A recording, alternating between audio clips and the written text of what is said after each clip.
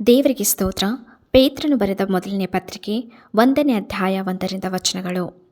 ಯೇಸು ಕ್ರಿಸ್ತನ ಅಪೊಸ್ತಲನಾದ ಪೇತ್ರನು ಪೊಂತ್ಯ, ಗಲಾತ್ಯ, ಕಪ್ಪದ್ದೋಕ್ಯ, ಆಸ್ಯ, ಮಿಥೋನ್ಯ ಎಂಬ ಸೀಮೆಗಳಲ್ಲಿ ಚೆದರಿರುವಂಥ ಪ್ರವಾಸಿಗಳಾದ ದೇವಜನರಿಗೆ ಅಂದರೆ ಪವಿತ್ರಾತ್ಮನಿಂದ ಪ್ರತಿಷ್ಠಿಸಲ್ಪಟ್ಟವರಾಗಿ ದೇವರಿಗೆ ವಿಧೇಯರಾಗುವುದಕ್ಕೂ ಯೇಸು ಕ್ರಿಸ್ತನ ರಕ್ತದಿಂದ ಪ್ರೋಕ್ಷಿತರಾಗುವುದಕ್ಕೂ ತಂದೆಯಾದ ದೇವರ ಭವಿಷ್ಯದ ಜ್ಞಾನಾನುಸಾರವಾಗಿ ಆರಿಸಿಕೊಳ್ಳಲ್ಪಟ್ಟವರಿಗೆ ಬರೆಯುವುದೇನೆಂದರೆ, ನಿಮಗೆ ಕೃಪೆಯೂ ಶಾಂತಿಯೂ ಹೆಚ್ಚೆಚ್ಚಾಗಿ ದೊರೆಯಲಿ.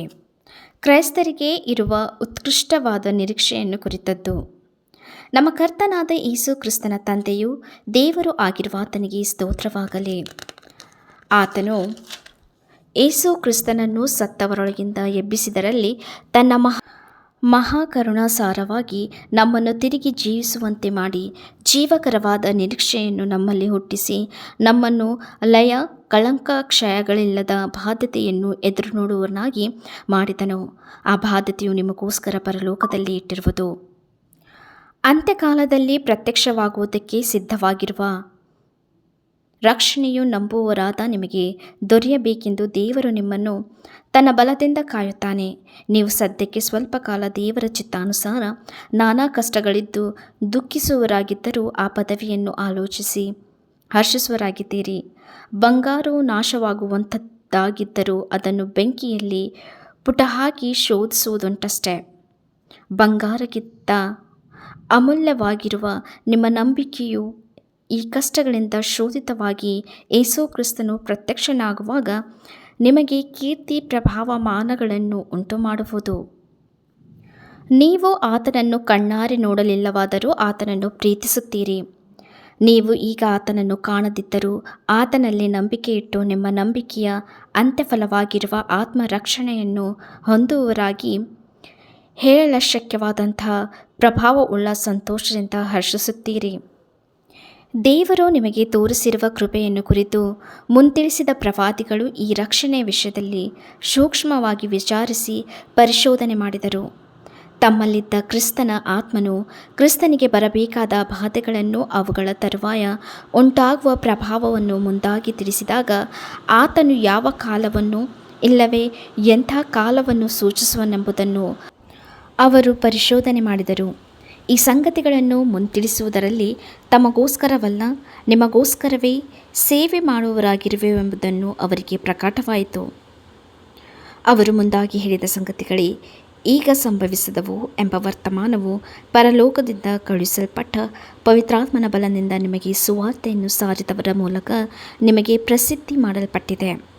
ದೇವದೂತರಿಗೆ ಈ ಸಂಗತಿಗಳನ್ನು ಲಕ್ಷ್ಯವಿಟ್ಟು ನೋಡಬೇಕೆಂಬ ಅಪೇಕ್ಷೆ ಉಂಟು. ಕ್ರೈಸ್ತರು ತಮಗುಂಟಾದ ಘನವಾದ ಸ್ಥಿತಿಯನ್ನು, ಪರಲೋಕ ನಿರೀಕ್ಷೆಯನ್ನು ಲಕ್ಷಿಸಿ ಯೋಗ್ಯರಾಗಿ ನಡೆಯಬೇಕೆಂಬ ಬೋಧನೆ. ಆದುದರಿಂದ ನೀವು ಮನಸ್ಸಿನ ನಡುವನ್ನು ಕಟ್ಟಿಕೊಂಡು ಸ್ವಸ್ಥಚಿತ್ತರಾಗಿದ್ದು, ಯೇಸು ಕ್ರಿಸ್ತನು ಪ್ರತ್ಯಕ್ಷನಾಗುವಾಗ ನಿಮಗೆ ದೊರಕುವ ಭಾಗ್ಯದ ಮೇಲೆ ನಿಮ್ಮ ನಿರೀಕ್ಷೆಯನ್ನು ಸಂಪೂರ್ಣವಾಗಿಡಿಯಿರಿ. ನೀವು ಮುಂಚೆ ಅಜ್ಞಾನಿಗಳಾಗಿದ್ದಾಗ ನಿಮಗಿದ್ದ ದುರಾಶೆಗಳನ್ನು ಅನುಸರಿಸಿ ನಡೆಯುವರಾಗಿರದೆ, ನಿಮ್ಮನ್ನು ಕರೆದಾತನು ಪರಿಶುದ್ಧನಾಗಿರುವ ಪ್ರಕಾರವೇ ನೀವು ವಿಧೇಯರಾಗಿ ತಕ್ಕಂತೆ ನಿಮ್ಮ ಎಲ್ಲ ನಡವಳಿಕೆಯಲ್ಲಿ ಪರಿಶುದ್ಧರಾಗಿರಿ.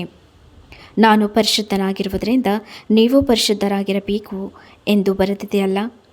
ಪ್ರತಿಯೊಬ್ಬರ ಕೆಲಸವನ್ನು ನೋಡಿ ಪಕ್ಷಪಾತವಿಲ್ಲದೆ ತೀರ್ಪು ಮಾಡುವಾತನನ್ನು ನೀವು ತಂದೆ ಎಂದು ಕರೆಯುವವರಾಗಿರಲಾಗಿ, ಈ ಲೋಕದಲ್ಲಿ ನಿಮ್ಮ ಪ್ರವಾಸ ಕಾಲವನ್ನು ಭಯಭಕ್ತಿ ಉಳ್ಳವರಾಗಿ ಕಳೆಯಿರಿ.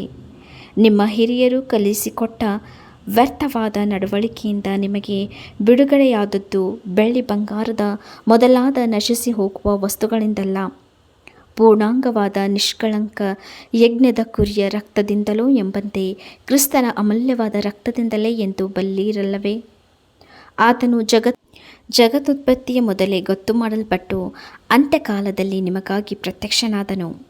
ಆತನನ್ನು ಸತ್ತವರೊಳಗಿಂದ ಎಬ್ಬಿಸಿ ಆತನಿಗೆ ಪ್ರಭಾವವನ್ನು ಕೊಟ್ಟ ದೇವರಲ್ಲಿ ನೀವು ಆತನ ಮೂಲಕ ನಂಬಿಕೆ ಇಟ್ಟವರಾಗಿದ್ದೀರಷ್ಟೇ. ಹೀಗಿರಲಾಗಿ ನಿಮ್ಮ ನಂಬಿಕೆಯು ನಿರೀಕ್ಷೆಯು ದೇವರಲ್ಲಿಯೇ ನೆಲೆಗೊಂಡದೆ. ನೀವು ಸತ್ಯೋಪದೇಶಕ್ಕೆ ವಿಧೇಯರಾಗಿದ್ದು ನಿಮ್ಮ ಆತ್ಮಗಳನ್ನು ಶುದ್ಧ ಮಾಡಿಕೊಂಡಿದ್ದರಿಂದ ನಿಷ್ಕಪಟವಾದ ಸಹೋದರ ಸ್ನೇಹ ಉಳ್ಳವರಾಗಿರತಕ್ಕದ್ದು. ಹೀಗಿರಲಾಗಿ ಒಬ್ಬರನ್ನೊಬ್ಬರು ಹೃದಯಪೂರ್ವಕವಾಗಿಯೂ ಯಥಾರ್ಥವಾಗಿಯೂ ಪ್ರೀತಿಸಿರಿ.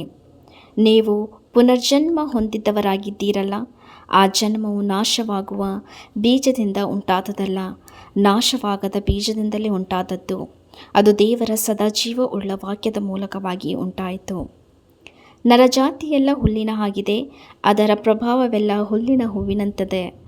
ಹುಲ್ಲು ಒಣಗಿ ಹೋಗುವುದು, ಹೂವು ಉದುರಿ ಹೋಗುವುದು, ಕರ್ತನ ಮಾತು ಸದಾಕಾಲವೂ ಇರುವುದು ಎಂದು ಹೇಳಿದೆಯಷ್ಟೇ. ಆ ಮಾತು ಯಾವುದೆಂದರೆ, ನಿಮಗೆ ಸಾರಲ್ಪಟ್ಟ ಸುವಾರ್ಥ ವಾಕ್ಯವೇ. ಈ ವಾಕ್ಯ ಭಾಗವು ಪೇತ್ರನು ಬರೆದ ಮೊದಲನೇ ಪತ್ರಿಕೆ 1ನೇ ಅಧ್ಯಾಯ 1ರಿಂದ 25 ತನಕ ವಚನಗಳು.